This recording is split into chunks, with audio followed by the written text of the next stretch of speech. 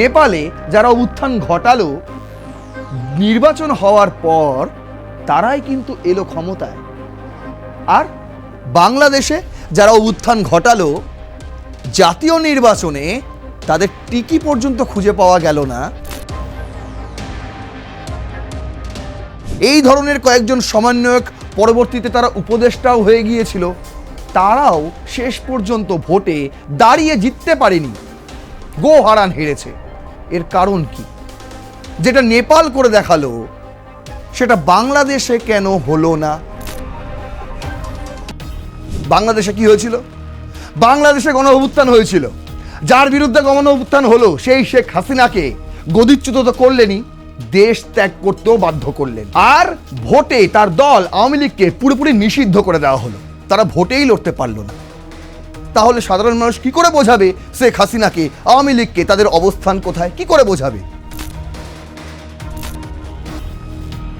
শেখ হাসিনার দেশ ত্যাগের পর এই নাহিদ ইসলাম, সার্জিস আলম এরা কাকে বলেছিল ইন্টারিম সরকারের দায়িত্ব নিতে? ডক্টর মোহাম্মদ ইউনূসকে। ভেবে দেখুন, বয়সের একবার ফারাকটা ভেবে দেখুন। কিন্তু ডক্টর মোহাম্মদ ইউনূস তিনি নাচতে নাচতে উড়ে উড়ে এসেছিলেন ফ্রান্স থেকে বাংলাদেশে, যে আমি এবার নতুন দায়িত্ব পেয়েছি, একদম গোটা দেশের সাম্রাজ্য পেয়েছি, আমি কেন বসবো না? সার্জিস আলম এ তো ভোটেই হেরে গেছে, হেরে গিয়ে আবার বলছে নাকি আমাদের 50টা আসনে ইচ্ছাকৃত হারানো হয়েছে। আমরা ওখানে হারতাম না, আমরা জিততাম, ইচ্ছাকৃত হারানো হয়েছে। গণঅভ্যুত্থানকারীরা তারা ভাবলো যে আওয়ামী লীগ যদি ভোটে লড়ে তারাই তো আবার জিতে যাবে। বুঝতে পারছেন গল্পটা কোথায়? বিভিন্ন কেন্দ্রের সংগঠনকে কিভাবে শক্তিশালী করতে হয় সেই সমস্ত কার্যকলাপ তিনি করেছেন। অথচ দেখুন বাংলাদেশে ইন্টারিম সরকার চলাকালীন কি কি ঘটনা ঘটেছে আপনারা জানেন।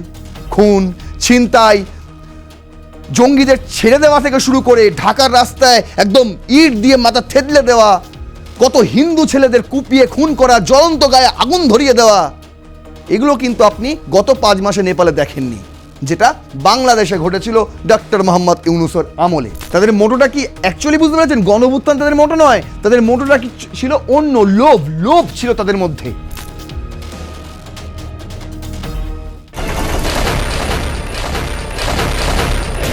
নেপাল পারলো, কিন্তু বাংলাদেশ?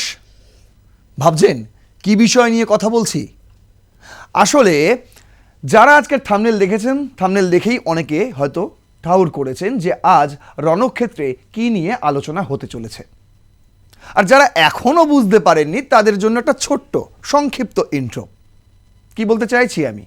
যেটা বলতে চাইছি সেটা এক কথায়, যে বাংলাদেশেও হয়েছে একটি গণ অভ্যুত্থান এবং নেপালেও হয়েছে একটি গণ অভ্যুত্থান। অথচ দেখুন নেপালে যারা উত্থান ঘটালো নির্বাচন হওয়ার পর তারাই কিন্তু এলো ক্ষমতায়। আর বাংলাদেশে যারা উত্থান ঘটালো জাতীয় নির্বাচনে তাদের টিকি পর্যন্ত খুঁজে পাওয়া গেল না। এমনকি সমন্বয়ক মানে আন্দোলনকারী বিপ্লবী যারা নিজেদেরকে সমন্বয়ক নাম দিয়েছিল, এই ধরনের কয়েকজন সমন্বয়ক পরবর্তীতে তারা উপদেষ্টাও হয়ে গিয়েছিল, তারাও শেষ পর্যন্ত ভোটে দাঁড়িয়ে জিততে পারেনি, গো হারান হেরেছে। এর কারণ কি? যেটা নেপাল করে দেখালো সেটা বাংলাদেশে কেন হলো না? সেই ছবি কেন বাংলাদেশের মানুষ দেখতে পেল না? কি কারণে? দুটি দেশই ভারতের প্রতিবেশী, একদিকে নেপাল, একদিকে বাংলাদেশ। তাই এই বিষয়টা আজকে ভারতের জন্য অত্যন্ত গুরুত্বপূর্ণ। তাই শেষ পর্যন্ত দেখবেন ভিডিওটি, সমস্ত প্রশ্নের উত্তর পেয়ে যাবেন আজকের এই ভিডিওতে। স্কিপ করবেন না। শুরু করছি রণক্ষেত্র, আপনাদের সঙ্গে রয়েছি আমি নারায়ণ। আজকের আমাদের হেডলাইন, সফল নেপাল কিন্তু ব্যর্থ বাংলাদেশ। আমি লিখে দিয়েছি ব্যর্থ বাংলাদেশ, কারণ আপনারা জানেন যারা অভ্যুত্থান করেছে তাদের মধ্যে যে কোনো একজন প্রতিনিধির কেউই এই মুহূর্তে তারেক রহমানের সরকারের আশপাশেও নেই। অথচ নেপালে যারা বিক্ষোভ করেছিল তাদের মনোনীত প্রার্থী আজ বালেন্দ্র শাহ আগামী দিনের প্রধানমন্ত্রী হতে চলেছে নেপালের। আর সেই কারণেই আজকের হেডলাইন আমাদের, নেপালে গণঅভ্যুত্থান সফল কিন্তু বাংলাদেশে ব্যর্থ। কেন?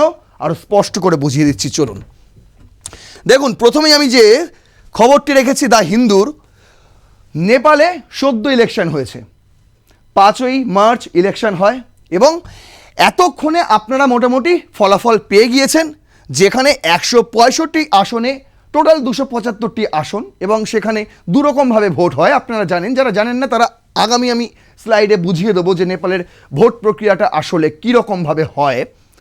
তবে ওপর কিছু আপনারা বুঝুন, এই স্লাইডটাতে আমি বলছি 165 আসনে সরাসরি নির্বাচন হয় এবং সেই 165 আসনের মধ্যে 110টি আসনে ইতিমধ্যেই নিজেদের নাম খোদাই করে ফেলেছে এই বালেন্দ্র শাহের দল আরএসপি। কি বলছে দ্য হিন্দু, হেডলাইনটা পড়ুন। বলছে আরএসপি's poll search upends country's politics head towards landslide victory। একদম ভূমিধস লাগিয়ে দিয়েছে বিরোধী শিবিরে, বুঝতে পারছেন, এমন জয় জিতেছে। কিরকম বলছে, rapper turned politician Balendra Shah of the RSP like to become Nepal's youngest PM with the first majority mandate in 27 years, first election since Gen Z protesters topped Oli government last year। এই প্রথম এত কম বয়সী একজন প্রধানমন্ত্রী পেতে চলেছে নেপাল। কি কারণে? এমনি হয়নি। আপনি বলবেন জেনজি আন্দোলন করেছিল তাই তাদের প্রতিনিধি প্রধানমন্ত্রী হবে, এটাই স্বাভাবিক। বাংলাদেশে কি হয়েছিল ভাই? নাহিদ ইসলামের বয়স কত ছিল? সার্জিস আলমদের বয়স কত ছিল? তাহলে কেন তাদের প্রতিনিধিরা এসে, আরে সরকার তো বাদই দিয়ে দিন, উপদেষ্টা মণ্ডলীর প্রধান হয়ে এসেছিল, তার বয়স কত ছিল? ডক্টর মোহাম্মদ ইউনূস। ভাবতে হবে, সেটা আমি ভাবাচ্ছি, তার আগে খবরটা পড়ুন। বলছে in its first election since last year, Gen Z protest that claimed 77 lives, including 9 killed in police firing on the first day, September 8, 2025, the protest topped the Oli government। এমন বিক্ষোভ হয়েছিল যেখানে পুলিশের গুলিতে প্রথম দিনই 19 জনের মতন মৃত্যু হয়েছিল এবং গোটা বিপ্লবে, গোটা যে আন্দোলন, সেই আন্দোলনে পুলিশের গুলি এবং সংঘর্ষে সব মিলিয়ে প্রায় 77 জনের মৃত্যু হয়েছিল। তারিখটা ছিল 2025-এর 8ই ফেব্রুয়ারি, যেই দিন ক্ষমতাচ্যুত হয় কেপি শর্মা ওলি, এই সেই ব্যক্তি। এবার দেখুন গল্পটা কেমন বদলাচ্ছে। According to election commission data, the RSP is leading in 110 constituencies out of 165, while established parties like the Nepali Congress NC and the CPN UML মানে নেপালের communist পার্টিগুলি trialed at 10 and 7 constitutions respectively। যেখানে 165 আসনের মধ্যে RSP 110খানা তাতে এগিয়ে রয়েছে, আর সেখানে দেখুন কংগ্রেসের অবস্থা কি, তারা মাত্র 10টা আসন, আর কমিউনিস্ট পার্টি তারা মাত্র 7টা আসন পেয়েছে। যে কমিউনিস্ট পার্টি এতদিন নেপালকে পরিচালনা করেছে, শাসন ক্ষমতায় থেকেছে, এই সেই ব্যক্তি। এই ব্যক্তি কত ভোট পেয়েছে শুনবেন, দেখুন এখানেই লেখা আছে। ইন মিস্টার ওলিস হোম টার্ফ ঝাপা 5, যে কেন্দ্র থেকে এনারা দুজনে একে অপরের প্রতিদ্বন্দ্বী হিসেবে লড়াই করেছিলেন, একদিকে কেপি শর্মা ওলি, অন্যদিকে বালেন্দ্র শাহ। দেখুন কি হয়েছে, মিস্টার শাহ হ্যাজ সিকিউরড 15,169, 15,169টি ভোট পেয়েছেন কে? এই বালেন শাহ। আর votes against 3,344 for the CPN UML leader KP Sharma Oli. আহা হা হা হা, বুঝতে পারছেন কোথায় 15,000 আর কোথায় 3,000? যে ব্যক্তি এতদিন ধরে নেপালে রাজত্ব করে এসছে, আজ তার ভাগ্যে জুটেছে মাত্র 3,344টি ভোট। আর এখানেই নেপালের সঙ্গে বাংলাদেশের প্রথম পার্থক্যটা আপনাদেরকে বোঝাবো। কীরকম? কেপি শর্মা ওলিকেই তো সরিয়ে দেওয়া হয়েছিল না, গণঅভ্যুত্থান করে সরিয়ে দেওয়া হয়েছিল তাকে, কিন্তু দেখুন মাত্র 5 মাসের ব্যবধানে হলো জাতীয় নির্বাচন, আর সেই জাতীয় নির্বাচনে কোনো রকম বাধাগ্রস্ত না হয়ে কেপি শর্মা ওলি প্রতিদ্বন্দ্বিতা করলেন এবং সাধারণ মানুষ তার অবস্থান তাকে বুঝিয়ে দিল মাত্র 3,344টা ভোট দিয়ে। বাংলাদেশে কি হয়েছিল? বাংলাদেশে গণঅভ্যুত্থান হয়েছিল, যার বিরুদ্ধে গণঅভ্যুত্থান হলো সেই শেখ হাসিনাকে গদিচ্যুত তো করলেনই, দেশ ত্যাগ করতেও বাধ্য করলেন, আর ভোটে তার দল আওয়ামী লীগকে পুরোপুরি নিষিদ্ধ করে দেওয়া হলো। তারা ভোটেই লড়তে পারল না। তাহলে সাধারণ মানুষ কি করে বোঝাবে শেখ হাসিনাকে, আওয়ামী লীগকে তাদের অবস্থান কোথায়, কি করে বোঝাবে? পার্থক্যটা বোঝার চেষ্টা করুন। এখানে আন্দোলন হয়েছিল অলি শর্মার বিরুদ্ধে, আমি বুঝলাম, কিন্তু দেখুন যখন আবার ভোট হলো, নির্বাচন হলো, সেখানে তিনি প্রতিদ্বন্দ্বিতা করতে পারলেন এবং সেখানে তাকে বুঝিয়ে দেওয়া হলো আপনি এ চেয়ারের যোগ্য নন। অন্যদিকে হাসিনাকে দূরে সরিয়ে রেখেই একটা চেয়ার নিয়ে কাড়াকাড়ি করা হলো নির্বাচনের নামে 12ই ফেব্রুয়ারি।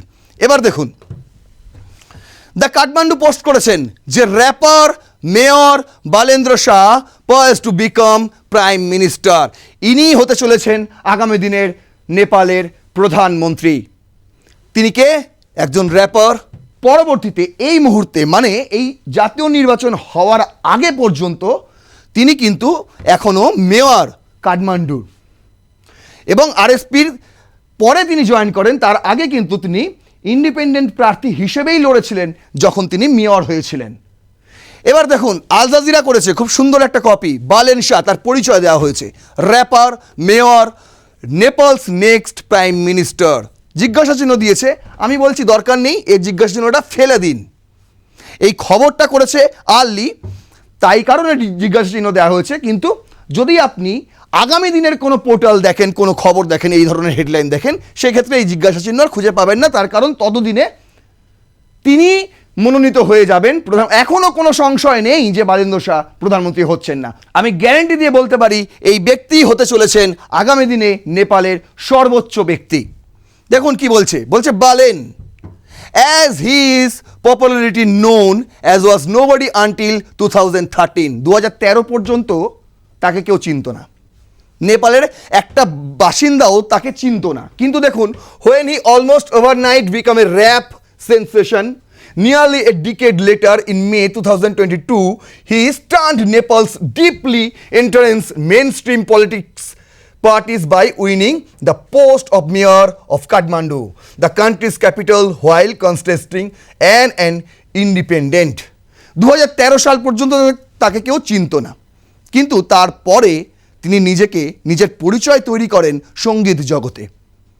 র্যাপার হিসেবে তার নাম ইতিমধ্যেই নেপাল ছাড়িয়ে অনেক সমগ্র এশিয়ায় তার পরিচিতি রয়েছে। কিন্তু পরবর্তীকালে 2022 সালে যেই সময় এই আরএসপি তৈরি হয়, তিনি কিন্তু এই আরএসপিতে যোগদান করেননি। সেই সময় তিনি ইন্ডিপেন্ডেন্ট প্রার্থী হিসেবে দাঁড়িয়েছিলেন। কাঠমান্ডু যে পুরসভা, সেই পুরসভায় তিনি প্রতিদ্বন্দ্বিতা করেন এবং এমন জয় পান যে তাকে মেয়র করতে বাধ্য হয় অন্যান্য পার্টিগুলি। এবার কি হয়েছে, when the Himalayan nations of 30 million people erupted in popular protest against the government of then Prime Minister KP Sharma Oli in September 2025, Balen emerged as a high-profile backer of the protesters। যখন এই নেপালে মাত্র 30 million বাসিন্দা সেখানে 2025 সেপ্টেম্বরে KP Sharma ওলির বিরুদ্ধে বিশাল protest হয়, সেই সময় বালেন্দ্র শাহ কিন্তু সম্মুখ সমরে ছিলেন না, বরং যারা বিক্ষোভ দেখাচ্ছিলেন, আন্দোলন করছিলেন, তাদের পেছন দিক থেকে সমর্থন জানাচ্ছিলেন। এবং he was the first choice of many GenZ activists to take over as interim leader after Oli was forced to resign. এবং ওলি শর্মা রিজাইন করার পর তাকেই প্রথম বলা হয়েছিল যে আপনি এবার অন্তর্বর্তীকালীন প্রধানমন্ত্রী হন। ঠিক যেমনটা বাংলাদেশে শেখ হাসিনার দেশ ত্যাগের পর এই নাহিদ ইসলাম, সার্জিস আলম, এরা কাকে বলেছিল ইন্টারিম সরকারের দায়িত্ব নিতে? ডক্টর মোহাম্মদ ইউনূসকে। ভেবে দেখুন, বয়সের একবার ফারাকটা ভেবে দেখুন। এনার বয়স কত? মাত্র 35। কিন্তু ডক্টর মোহাম্মদ ইউনূসের উল্টে দিলেও সংখ্যাটা হয় না, মানে 53 যদিও বলি তাও হয় না, আরও বেশি। দেখুন কি বলছে তারপর, but he instead supported former supreme court chief justice Sushila Karki for the post. It is now evident that this was the tactical move. কিন্তু তিনি রাজি হননি। কিন্তু ডক্টর মোহাম্মদ ইউনূস তিনি নাচতে নাচতে উড়ে উড়ে এসেছিলেন ফ্রান্স থেকে বাংলাদেশে, যে আমি এবার নতুন দায়িত্ব পেয়েছি, একদম গোটা দেশের সাম্রাজ্য পেয়েছি, আমি কেন বসবো না। তিনি বিভিন্ন সাংবাদিকদের সাক্ষাৎকারে ভিন্ন ভিন্ন কথা বলেছেন যে আমি প্রথমে রাজি ছিলাম না, তারপর ভেবে দেখলাম হ্যাঁ দরকার, আমাকে দরকার, এসব ভনিতা। আসলে তিনি চেয়েছিলেন প্রথম থেকেই যে আমাকে খালি একটুখানি অফার করুক, আমি নাচতে নাচতে গিয়ে বসে পড়ব। একইভাবে এই বালেন্দ্র শাহকেও অফার করা হয়েছিল ইন্টারিম সরকারের দায়িত্ব নিতে, তিনি রিফিউজ করেছিলেন। তিনি এক কথায় নাকচ করেছিলেন, তার পরবর্তীতে আর কোনো কথাই শোনেননি, বলেছিলেন না। বরং তিনি সুশীলা কার্কি, যে নেপালের সুপ্রিম কোর্টের প্রাক্তন চিফ জাস্টিস ছিলেন, সেই সুশীলা কার্কিকে সমর্থন জানিয়েছিলেন এবং বলেছিলেন তিনিই হোক ইন্টারিম সরকারের প্রধান। এবং দেখুন আল জাজিরা করছে, বলছে it is now evident that this was a tactical move. আর এটাই হচ্ছে সবচেয়ে বড় উদাহরণ যে তিনি সেই সময় একটা গুরুত্বপূর্ণ সিদ্ধান্ত নিয়েছিলেন, যে সিদ্ধান্ত ডক্টর মোহাম্মদ ইউনূস কোনোদিনও কল্পনাও করতে পারবেন না। তারপর কি লিখছে দেখুন, as Nepal heads to its first election since the protest last year and Karki's brief term ends, Balen is positioning himself as the future prime minister the country needs, and true to style he is doing it with a bang. He is contesting the parliamentary elections from Jhapa 5, আগেই আপনাদের দেখালাম, a seat about 300 কিমি মানে 186 mile south east of the Kathmandu থেকে 300 কিমি দূরে, against Oli, the male protesters deposed just 5 months ago. তার জনপ্রিয়তা কাঠমান্ডুতে, কারণ তিনি কাঠমান্ডুর মেয়র, অথচ কাঠমান্ডু থেকে 300 কিলোমিটার দূরে এই ঝাপা 5 কেন্দ্রটি, সেখান থেকে তিনি কেন প্রতিদ্বন্দ্বিতা করেন জানেন? তার কারণ সেই আসনের কমিউনিস্ট পার্টির প্রার্থী ছিলেন কেপি শর্মা ওলি এবং তার বিরুদ্ধেই মানে একদম 1:1 প্রতিদ্বন্দ্বিতা করেছেন তিনি, চ্যালেঞ্জ ছুড়ে দিয়ে। এই যে, আর যেই সময় সুশীলা কার্কি দেশের ইন্টারিম সরকারের দায়িত্ব সামলাচ্ছিলেন, সেই সময় তিনি সাধারণ মানুষের কাছে গিয়ে নিজের জনপ্রিয়তা আরও বাড়িয়েছেন এবং গ্রহণযোগ্যতা, বিশ্বাসযোগ্যতা আরও বাড়িয়েছেন। বিভিন্ন কেন্দ্রের সংগঠনকে কীভাবে শক্তিশালী করতে হয় সেই সমস্ত কার্যকলাপ তিনি করেছেন। অথচ দেখুন বাংলাদেশে ইন্টারিম সরকার চলাকালীন কি কি ঘটনা ঘটেছে আপনারা জানেন। খুন, ছিনতাই, জঙ্গিদের ছেড়ে দেওয়া থেকে শুরু করে ঢাকার রাস্তায় একদম ইট দিয়ে মাথা থেতলে দেওয়া, কত হিন্দু ছেলেদের কুপিয়ে খুন করা, জ্বলন্ত গায়ে আগুন ধরিয়ে দেওয়া, এগুলো কিন্তু আপনি গত 5 মাসে নেপালে দেখেননি, যেটা বাংলাদেশে ঘটেছিল ডক্টর মোহাম্মদ ইউনূসের আমলে। এবং দেখুন সেই চ্যালেঞ্জ ছুড়ে দিয়ে কাঠমান্ডু থেকে 300 কিমি দূরে সেই আসনে প্রতিদ্বন্দ্বিতা করে কেপি শর্মা ওলি, যে প্রাক্তন প্রধানমন্ত্রী, তাকে হারিয়ে দিয়েছেন। সেই ল্যান্ডস্লাইড ভিক্টরিতে তিনি এখন রেকর্ড করেছেন। বলছে কি, on the surface the odds appear stacked against him. The region is a stronghold of Oli and the Communist Party of Nepal, Unified Marxist Lenin, CPN-UML, which the former Prime Minister heads. Balen is contesting as a candidate on the Rashtriya Swatantra Party, a centrist party formed less than 4 years ago, which won 2% of the national vote in the last election in 2022. মাত্র 4 বছর আগে মানে 2022-এই এই পার্টিটা তৈরি হয়েছিল, রাষ্ট্রীয় স্বতন্ত্র পার্টি, আরএসপি। যদিও সেই সময় যখন এই পার্টি তৈরি হয় সেই সময় বালেন্দ্র শাহ এই দলে যোগ দেয়নি, বরং এই যে দলটা তৈরি হয়েছিল তার হেড ছিল একজন প্রাক্তন সাংবাদিক, টিভি সাংবাদিক। তিনি পরবর্তীতে 2022 সালে এই যে রাজনৈতিক কারবারিদের এত দুর্নীতি, এত অনৈতিক কাজকর্ম, তার বিরুদ্ধে দাঁড়িয়ে তিনি এই দলটা গড়েছিলেন আরএসপি। এবং সেই আরএসপি মাত্র 2022 সালের যে ভোট হয়েছিল সেখানে মাত্র 10% ভোট পেয়েছিল। আর আজ সেই আরএসপি সবচেয়ে ক্ষমতাশালী দল হিসেবে উঠে এলো, সংখ্যাগরিষ্ঠ দল হিসেবে উঠে এলো নেপালে। কেন?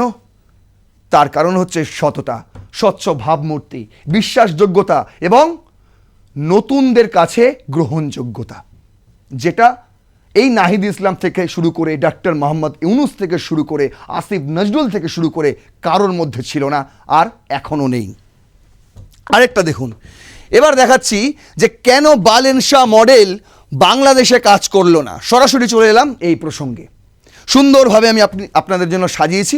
পরপর কয়েকটি গুরুত্বপূর্ণ পয়েন্ট রয়েছে যেগুলো আপনাদের জানা খুবই প্রয়োজন। এক হচ্ছে সাংগঠনিক ভিত্তি এবং প্যাট্রোনেজ নেটওয়ার্ক। নেপালে বালেন শাহ কিংবা রাষ্ট্রীয় স্বতন্ত্র পার্টির উত্থান মূলত শহরকেন্দ্রিক মধ্যবিত্ত ভোটের ওপর দাঁড়িয়ে, কিন্তু বাংলাদেশের রাজনীতি ঐতিহাসিকভাবে পৃষ্ঠপোষক ভিত্তিক বা প্যাট্রোনেজ নেটওয়ার্কের ওপর নির্ভরশীল, যেটা নেপালে খুঁজে পাবেন না। এবার বিএনপির সাংগঠনিক শক্তি বলছে, বাংলাদেশ ন্যাশনালিস্ট পার্টি দীর্ঘ 17 বছর ক্ষমতার বাইরে থাকলেও তৃণমূল পর্যায়ে একটি শক্তিশালী ও পরীক্ষিত সাংগঠনিক কাঠামো ধরে রাখতে সক্ষম হয়েছে। ইউনিয়ন, উপজেলা থেকে জেলা পর্যায় পর্যন্ত বিস্তৃত সংগঠন এবং দীর্ঘ রাজনৈতিক ইতিহাস বিএনপিকে সাধারণ মানুষের কাছে একটি চেনা ব্র্যান্ড হিসেবে প্রতিষ্ঠিত করেছে। অন্যদিকে এনসিপি, যেটা গণ অভ্যুত্থান থেকে উঠে এসে যে একটা দল গঠন হলো, যার মাথা ছিলেন এরা, তাদের দেখুন বলছে, অভ্যুত্থান পরবর্তী নতুন দল হিসেবে আবির্ভূত হওয়া ন্যাশনাল সিটিজেন পার্টির আবেদন মূলত সোশ্যাল মিডিয়া ও শিক্ষিত তরুণদের মধ্যে সীমাবদ্ধ ছিল।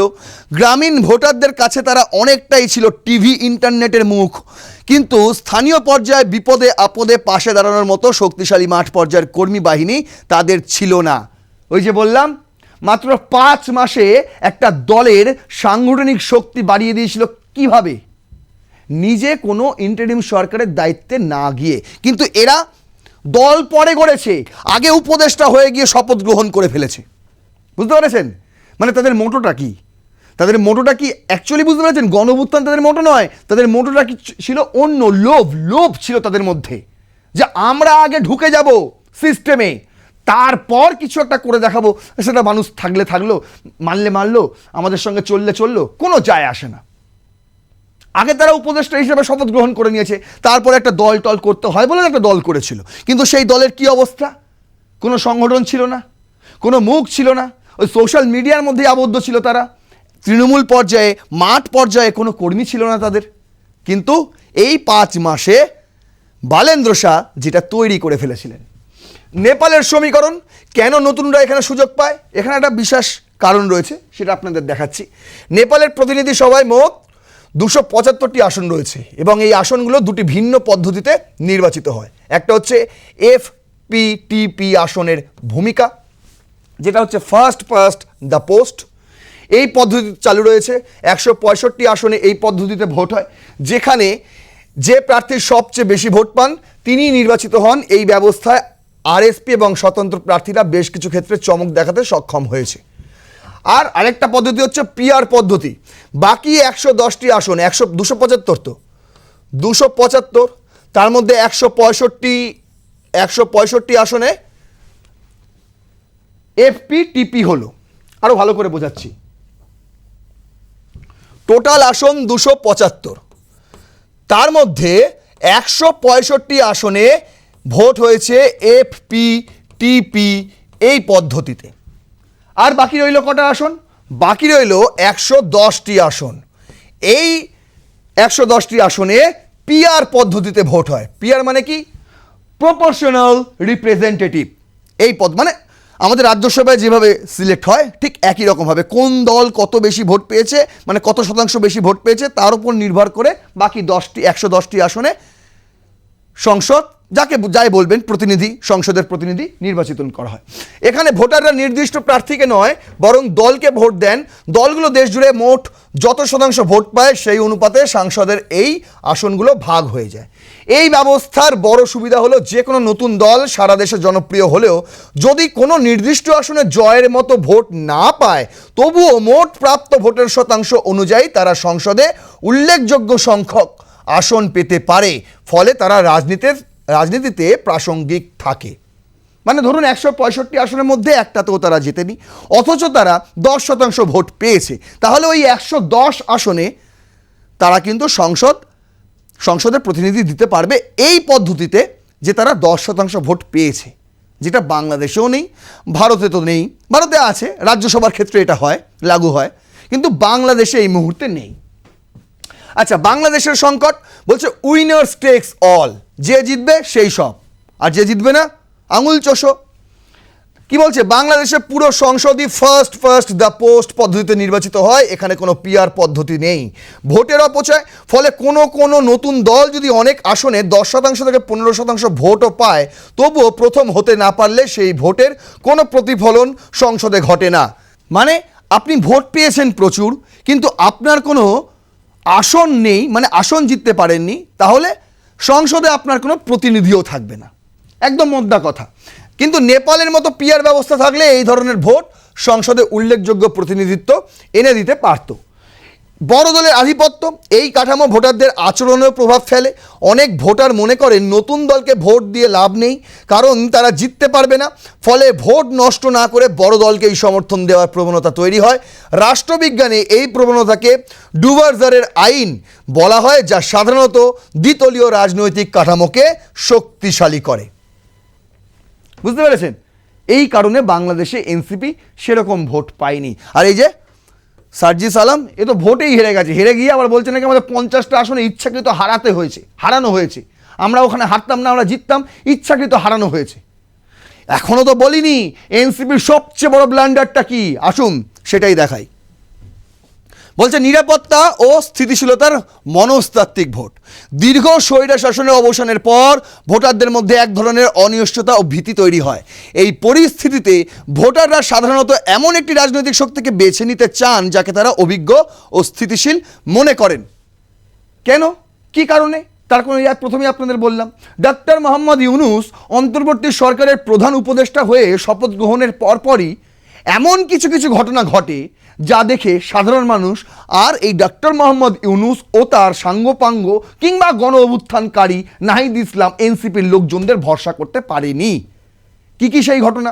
প্রথমেই জঙ্গিদের জেল থেকে বার করে দেওয়া, চট্টগ্রাম হিলে সেখানে সেনা পাঠিয়ে তুলকালাম চালু করে দেওয়া, একদম হামলা আক্রমণ যাকে বলে সাধারণ মানুষের ওপর, পাকিস্তানের সঙ্গে সখ্যতা বাড়ানো, বর্ডার লাইনে নতুন জঙ্গি গোষ্ঠীদের অনুশীলন কেন্দ্র তৈরি করা, বিশৃঙ্খলা, চাঁদাবাজি, রাস্তায় ওপেন রোডে খুন খারাপি, এসব তো লেগেই ছিল। আর এই সমস্ত কিছু দেখে সাধারণ মানুষ এটা বলছিল যে এর থেকে তো শেখ হাসিনার আমলই ভালো ছিল ভাই, কিসের অভ্যুত্থান করে হলোটা কি? আর এইখানেই সুবিধা পেল বিএনপি। কিভাবে? বলছে বাংলাদেশে 5ই আগস্টের রাজনৈতিক পরিবর্তনের পর যে অস্থিরতা, দখলবাজি, চাঁদাবাজি ও প্রশাসনিক দুর্বলতা দেখা গেছে, তা অনেক ভোটারকে নিরাপত্তা ও স্থিতিশীলতার প্রশ্নে ভাবতে বাধ্য করেছে। আর ভোটের মুখেই মনে নেই দীপুচন্দ্র দাসের কথা? ওই ছবি দেখার পর আর কেউ ভোট দেবে? এই এনসিপিকে যারা গণ অভ্যুত্থান করেছে তাদেরকে কেউ আর বিশ্বাস করবে? কেউ করবে? আবার তারা নতুন করে গল্প শুরু করেছিল যে ভারত বিরোধিতা, মানে ভারত বিরোধিতা করে শেখ হাসিনাকে গদিচ্যুত করা গেছে, তাকে দেশ থেকে তাড়ানো গেছে, আর ভারত বিরোধিতা করেই আমরা ভোটে জিতে যাব। হাসনাত আবদুল্লাহ বলেছিল না, 7 সিস্টার্স নিয়ে নেবো, এই করে দেবো, সেই করে দেবো, ভারতের বিরুদ্ধে যত রকম বিষোদ্গার করা যায় করে ফেলো, পাকিস্তানকে আপন ভাই বলো, তাহলে সাধারণ মানুষ আমাকে ভোট দিয়ে দেবে, এটা ভেবেছিল এনসিপি। ভারত বিরোধিতাই তাদের এই অহংকার পতনের মূল কারণ হয়ে দাঁড়ালো। বলছে দেখুন, বলছে ফলে অনেকেই মনে করেছেন যে প্রশাসন পরিচালনা এবং রাষ্ট্রীয় শৃঙ্খলা ফিরিয়ে আনার ক্ষেত্রে নতুন ও অনভিজ্ঞ দলের তুলনায় প্রতিষ্ঠিত রাজনৈতিক শক্তি বেশি সক্ষম, আর সে কারণেই তারা বিএনপিকে ভোট দিয়েছে। আমি বলছি না, রাজনৈতিক বিশ্লেষকরা বলছে। আওয়ামী লীগের শূন্যস্থান, বলছে এই নির্বাচনে আওয়ামী লীগের অনুপস্থিতি একটি বড় রাজনৈতিক শূন্যতা তৈরি করে, যেটা নেপালে ঘটেনি। কেন? নেপালে যে কেপি শর্মা ওলি পার্টি, মানে নেপালের কমিউনিস্ট পার্টি, সেই পার্টি তো প্রতিদ্বন্দ্বিতা করেছে, সেই পার্টিও এই নির্বাচনে প্রতিদ্বন্দ্বিতা করেছে এবং গো হারান হেরেছে, মাত্র 2টো সিট পেয়েছে। যদি বাংলাদেশে আওয়ামী লীগকে প্রতিদ্বন্দ্বিতা করতে দেওয়া হতো তাহলে কি যায় আসতো? তাহলে আওয়ামী লীগকে তো ভোটে পারফর্ম করার একটা সুযোগ দেওয়া উচিত ছিল। সাধারণ মানুষ তাদের ভোট দিত না, তারাও পেত নেপালের কমিউনিস্ট পার্টির মতন মাত্র 2টো সিট, হয়তো পেতই না, সেটাই তো ভালো লাগতো না, সেটা তো আরও বেশি মজা পাওয়া যেত।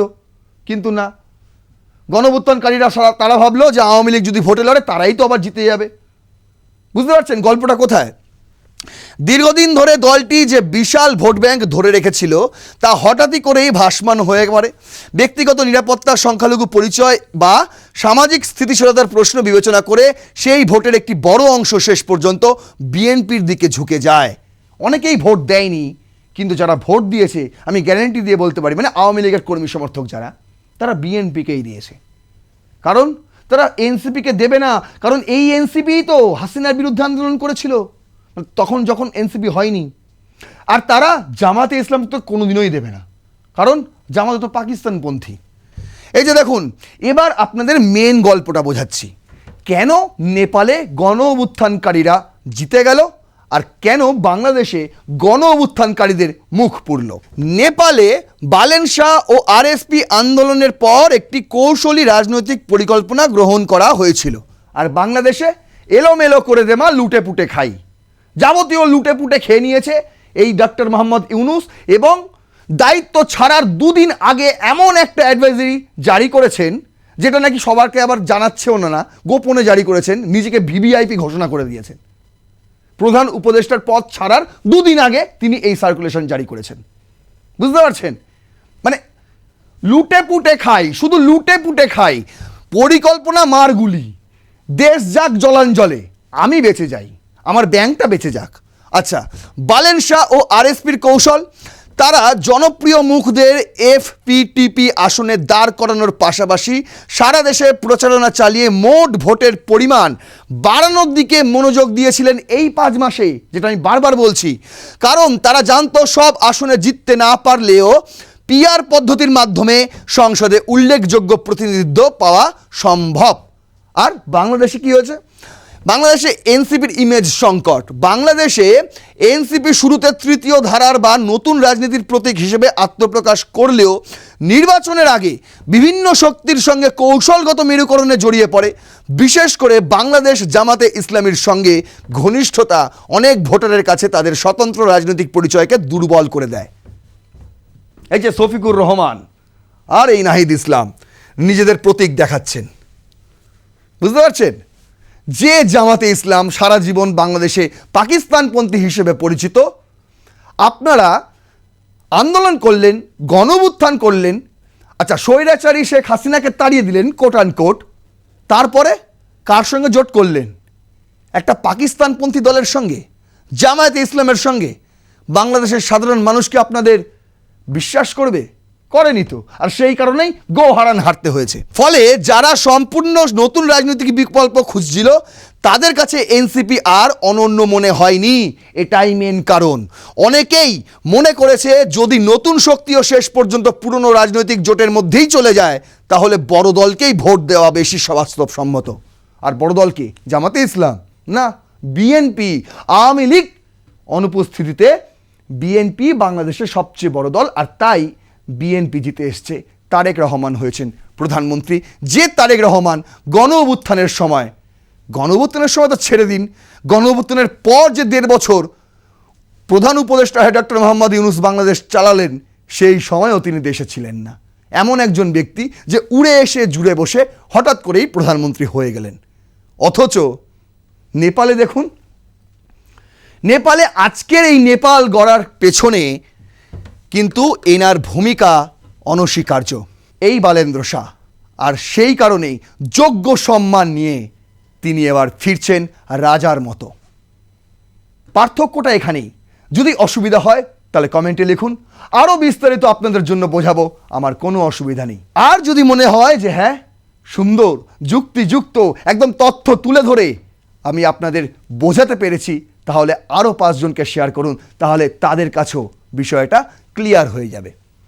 মতামত থাকলে অবশ্যই কমেন্ট করবেন, লাইক করবেন ভিডিওটিতে এবং সাবস্ক্রাইব করবেন আর+ নিউজ 24/7। দেখতে থাকুন রণক্ষেত্র। আগামী দিনে এইরকম আরও অনেক বিশ্লেষণধর্মী প্রতিবেদন আপনাদের সামনে হাজির করব, কথা দিলাম। জয় হিন্দ, বন্দে মাতরম।